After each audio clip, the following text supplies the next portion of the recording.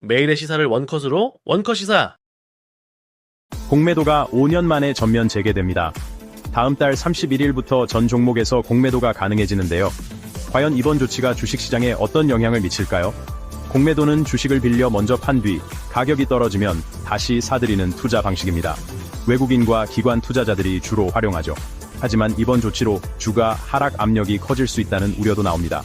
긍정적, 외국인 투자 유입 앤드 시장, 신뢰 회복, 부정적 변동성 증가 앤드 개인 투자자, 피해 가능성 금융당국은 급격한 주가 하락을 막기 위해 공매도 과열 종목 지정 기준을 강화한다고 밝혔습니다.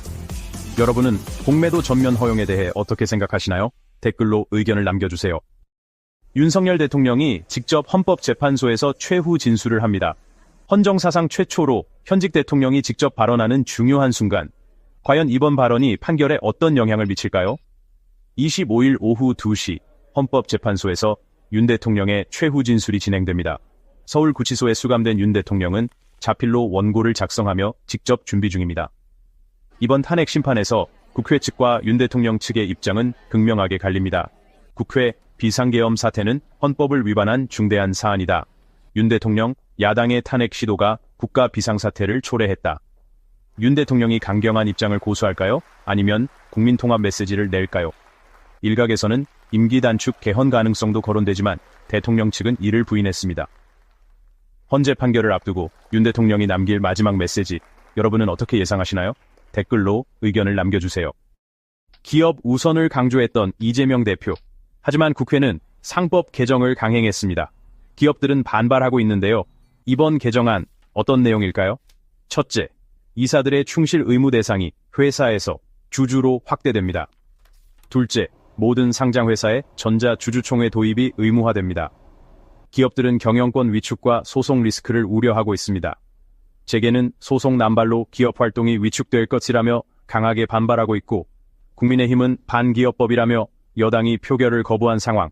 최근 기업 친화적 행보를 보였던 이재명 대표. 하지만 상법 개정 강행으로 진정성 논란이 커지고 있습니다. 기업을 위한 개정일까요? 규제 강화일까요? 여러분은 이번 개정안에 대해 어떻게 생각하시나요? 댓글로 의견을 남겨주세요. 윤석열 대통령 탄핵 심판, 오늘 마지막 변론이 진행됩니다. 정치인 체포 지시 여부를 두고 국회와 대통령 측이 치열하게 맞서고 있습니다. 국회 측은 국회 활동을 막으려 한 위헌 행위라고 주장합니다. 윤 대통령 측은 질서 유지 차원 체포 지시는 없었다라며 부인하고 있습니다. 국회 측 증인 윤 대통령이 직접 지시했다. 윤 대통령 측 증언 신빙성이 부족하다. 법조계는 검찰 수사 기록과 증언을 종합 분석해 헌재가 판단할 것으로 보고 있습니다. 포고령과 선관위 군 투입도 핵심 쟁점. 윤 대통령은 명령을 내리긴 했지만 실행할 의도는 없었다고 주장하고 있습니다. 국회 침탈인가? 아니면 정당한 질서 유지인가? 여러분은 어떻게 생각하시나요? 댓글로 의견을 남겨주세요. 윤석열 대통령 탄핵 심판 마지막 변론. 오늘 헌재에서 윤 대통령의 최후 진술이 공개됩니다. 오후 2시 시작. 국회와 대통령 측이 최종 변론을 진행합니다. 비상계엄 적법성, 국회 봉쇄 의혹 등 쟁점을 정리하는 자리입니다. 윤 대통령, 구치소에서 직접 작성한 최후 진술을 발표합니다. 비상계엄의 정당성, 사회 혼란에 대한 유감 표명 가능성, 일각에서는 임기 단축 개헌설도 거론되고 있습니다. 헌재의 선고는 3월 중순쯤 나올 가능성이 큽니다.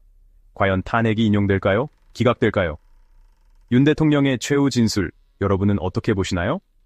탄핵 심판 결과를 예측해보세요. 댓글로 의견 남겨주세요. 도널드 트럼프 미국 대통령이 에마뉘엘 마크롱과의 정상회담 전 기자회견에서 러시아 우크라이나 전쟁을 몇 주 안에 끝낼 수 있다고 선언했습니다. 트럼프 대통령은 젤렌스키 대통령과의 만남을 통해 전쟁 종결 합의서에 서명할 것이라며 백악관 오벌오피스에서 함께하면 좋겠다는 희망을 표명했습니다.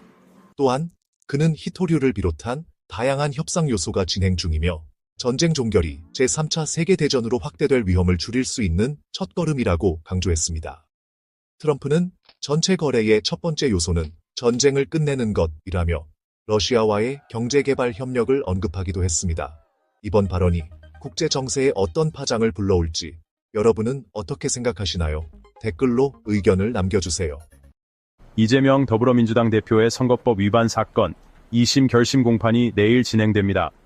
검찰과 이재명 측이 각각 증인을 신청해 법정 공방이 예상되는데요. 검찰은 허위사실 공표죄의 무거운 처벌을 주장하고 이 대표 측은 발언의 의미가 과장되었다고 반박할 것으로 보입니다. 오전에는 증인신문과 서증조사가 진행되며 오후 2시부터는 검찰과 변호인의 피고인 신문이 이어집니다. 이재명 대표의 최후 진술이 어떻게 전개될지 관심이 집중되고 있습니다. 선고는 다음 달 말쯤 이뤄질 가능성이 높은데요. 이번 재판 결과가 정치권에 미칠 영향은? 여러분의 의견을 댓글로 남겨주세요. 우크라이나 전쟁 종전 협상이 시작됐습니다. 미국과 러시아가 협상에 돌입했지만 정작 우크라이나와 유럽은 배제되었는데요. 각국 반응은 엇갈리고 있습니다. 중국은 협상을 지지, 일본과 한국은 신중한 태도를 유지하고 있습니다. 우리 외교부는 종전 노력에 관심을 갖고 있다면서도 구체적인 언급은 자제하겠다는 입장입니다.